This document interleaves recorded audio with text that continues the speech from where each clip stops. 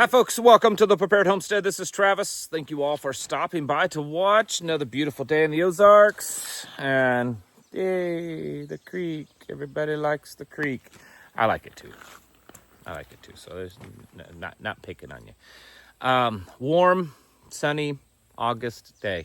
Just about as normal as you can get for here in the Ozarks at this time of the year. So there's that. Donald Trump has given another 90-day 90-day period with China for them to come to the table when it comes to trade and tariffs. This has been going on now for several months. More and more time, extending that time out. I've read some folks over the past few months, and I think that what they've said is correct. Looking at what's going on, is that China is not at all afraid of these tariffs and trade deals and everything, and they're not afraid of Donald Trump. And I think that they're sticking to their guns. And every time that this happens, extending the deadline out, another 30, 60, 90 days, it's just making the United States and the president look weak. I know that there's going to be lots and lots of people spinning it. Oh, this is a sign of strength. But yeah, I don't know how you could really believe that. Anyways, so that's going on. The president today talked about him meeting with Putin later on, I think in a week or so. Interesting enough, he said that he was going to meet him in Russia. He said that twice, and they're scheduled to meet in Alaska. And he kept referencing Alaska kind of like it's Russia. This is interesting. And I know I'm going to put my tinfoil hat on here for a moment. It could just be that he's getting old and he forgot, a slip of the tongue. He does do that sometimes. I know a lot of people want to believe that only Biden ever did that. Trump does it too. Not certainly as much or as bad, but he still does it. So it could just be a slip of the tongue. But is it possible that there's something being discussed in the background of, hey, if we get this or we allow this or whatever, that we may consider giving Alaska back to you? Russia has stated, and Russia News has reported over the last few years, that is one of the things that they want. They want Alaska back. They believe it's part of their homeland and they want it back. I just found it interesting today that on two separate occasions, the president referenced Alaska as Russia. Just probably means nothing. Also today, and I think this is big news, the president invoked the HOME Act.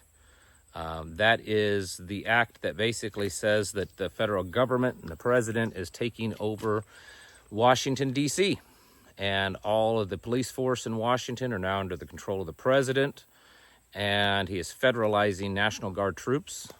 Right now they're saying about 1,000 to be moved into Washington, D.C. Now, it's unclear yet exactly how the National Guard troops are going to be used. Is it just going to be administrative and logistics, things like that?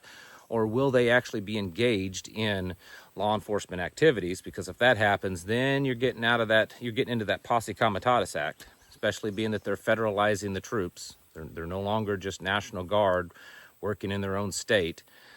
So there's potential legal issues there. But the president also stated that it's very possible that they will move on to do this same thing in places like Chicago, New York, LA. He mentioned a few cities, big cities that are dealing with a lot of, crime and corruption. And I know on one hand that there's going to be lots and lots of conservative Republican MAGA supporters that think that that's a great idea because on paper it sounds good. But freedom is dangerous. Liberty is a dangerous thing. And a president going in and taking over a city, regardless of how liberal it is, regardless of how high crime there is, simply because he wants to, and he's doing it against the will of the people, that is not freedom, that is not liberty, that is not the Constitution. That is what a totalitarian dictator does. And he has talked about this before.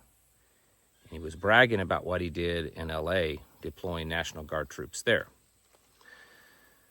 So this kind of stuff seems to be happening.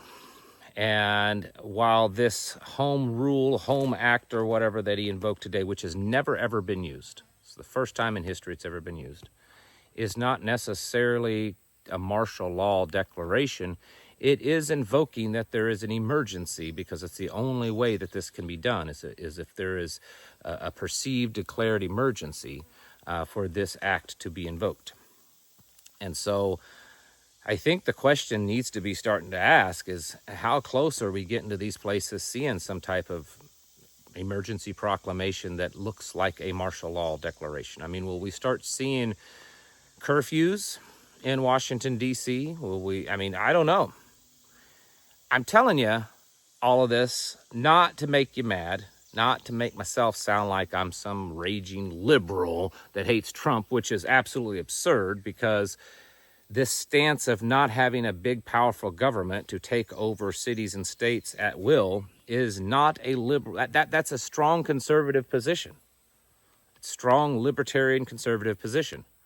This is how things have gotten so twisted. I've seen so many people, online, MAGA people, they'll be like, yeah, they should just lock that person up. They should just, kick that person off TV. They should take their broadcast license. They should, they just need to go to jail because, they're not, supporting the president and everything.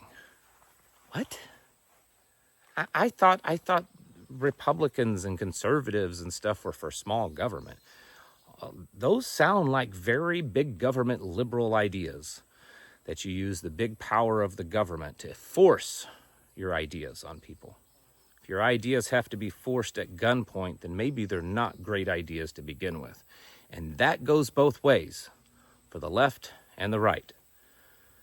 And we're tiptoeing into a direction that this could be very dangerous. I'm sure that I am a tiny, small minority of voices out there speaking about this, but I am seeing a few.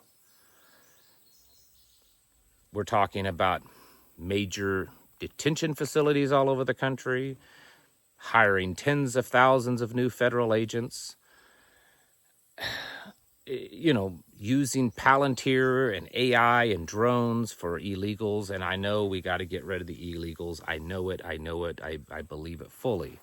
But my question is how much of this infrastructure being built will be turned around and used on us? And now we're calling in federal troops, federalizing the government and the police in Washington, D.C., and federalizing National Guard troops to be sent to Washington, D.C. And I can almost bet you everything that I have that at some point, if it's not already happening, that Palantir will be stepping in and controlling surveillance and all of that kind of stuff. Because this is Palantir, one of the things that they made their claim to fame is they've been used by the Israeli government in the West Bank a lot. They've been used to monitor Palestinians, to control them, facial identification cameras, drones, AI software in the surveillance cameras, systems, all of that. And Palantir is growing rapidly in size and wealth and control and influence in the U.S. government. So we see in stage one of a massive takeover. I don't know. It looks like the president's building a king's palace or a dictator's palace. And some of the things that's happening don't look like anything that's ever happened with any president before, left versus right, where they're using or overusing the power of the U.S. government to come in and do things that aren't constitutional. Is there a crime problem in D.C.? Yeah, there has been. There is. Numbers are showing that the numbers have gone down in the last couple of years. It's gotten a little bit better. But like I said this morning or yesterday or whatever, you could say this about every major city in the United States. There's hardly a major city in the United States that doesn't have a serious crime problem.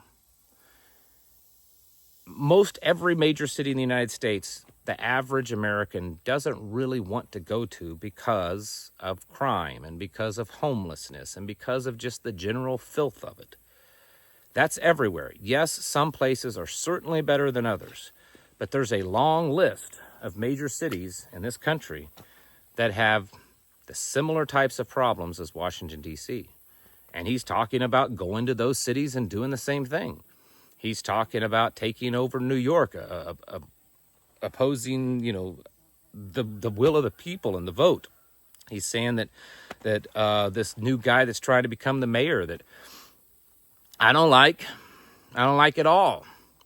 But he's polling better than everyone else, and he looks like he's probably going to make it. But it's a big liberal city, so what do you expect? And he says he's going to put a stop to that. These things that are being done and talked about are not constitutional, folks. And they're setting an extremely dangerous precedent that either he or a successor after him could be using these things on lots of people that don't toe the line. And I'm pretty confident in thinking and saying that myself and many of you would be included into that. Just because we're not far left-leaning liberals, we would also be included in the people that aren't towing the line. It was just the other day he was bragging about the Operation Warp Speed, how it was the most successful thing ever and how it was so great. I'm bringing that back up again. It's possible that I'm wrong about this. But this is a very dangerous path that's being set. And a lot of people are cheering it on because it looks good on paper to get rid of homelessness and drugs and filth and crime and murders and graffiti and trash and all that kind of stuff. Most people want that. But do they want it at the price that they're going to have to pay to get it? I don't know. Anyways, I thought I'd bring that up because I think it's important. I know some of you disagree with me greatly on this. That's okay. We're still technically a free nation. And technically you have the ability and the right to disagree with me. Although it may not be much longer that we have that. So you should probably be getting your houses in order. And preparing yourselves mentally, physically, and spiritually. Thanks for watching. Catch you in the next video.